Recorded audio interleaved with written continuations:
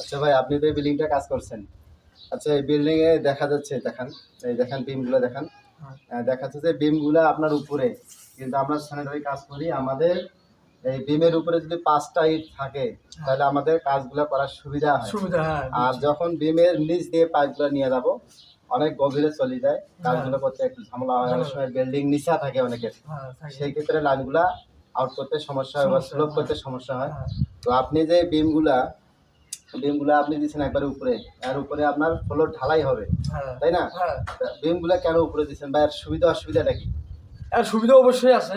যেমন আমি আপনাকে বলি, যদি বিম আমি নিচে দেই, দিলে উপরে যদি আমি ইট দেই, ইট দেন, প্রথমে হচ্ছে আপনার আমার যে শর্ট কলম থেকে একটা ব্যালেন্স আছে, হ্যাঁ, এই ব্যালেন্সটা যদি আমি সঠিক না রাখি, আমি যদি হাঁকাও নিচে দিয়ে দিই, যেমন আমার ব্যাস করার নিয়ম হলো 3 তলা ফাউন্ডেশন হলে 4 ফিট গভীর, 5 ফিট 6 ফিট, আর 2 তলা ফাউন্ডেশন হলে 4 ফিট। এখন 4 ফিট যদি আমি গভীর করি, তাহলে 4 ফিট গভীরে আমার লুট সংখ্যা কত? লুটটা কম হতেছে, ভূমিকম্প হলে আমার ঝাঁকিটা বেশি হতেছে। সেই ক্ষেত্রে আমরা কি করছি, 4 ফিট মাটিতে দিচ্ছি, দেওয়ার পরে আরো উপরে নিম্নে 7 ফিট উপরে আমাকে এই গেট বিমটা দিতে একটা লুট সংখ্যা।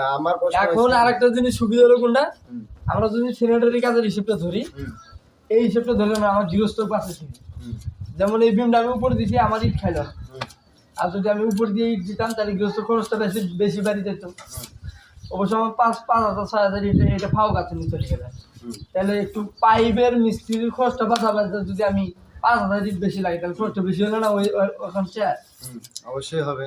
এই জন্যই এই পদ্ধতি এইভাবে কাজ করা, এইভাবে কাজ করলে কাজটা সঠিক থাকে। যা এগুলো কি রড দিয়ে, এগুলো তো রড দিয়ে ঢালাই করতেছেন না? না না না না, রড দিয়ে ঢালাই করবেন না। রড দিয়ে ঢালাই করলে ভালো, কিন্তু খরচ একটু বেশি।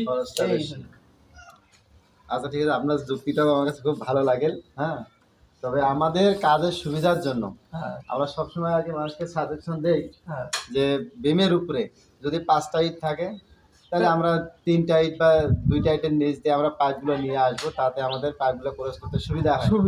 ঠিক আছে, কিন্তু অনেক বিল্ডিং এ আমি কাজ করছি, কিছু কিছু জায়গায় এরকমও পাইছি, আর কিছু জায়গায় আপনার এই নিচ দিয়ে মানে ওই ইট 5টা ইট গাঁথনি থাকে উপরে, বুঝতে পারছেন? যাই হোক, আপনাকে অসংখ্য ধন্যবাদ।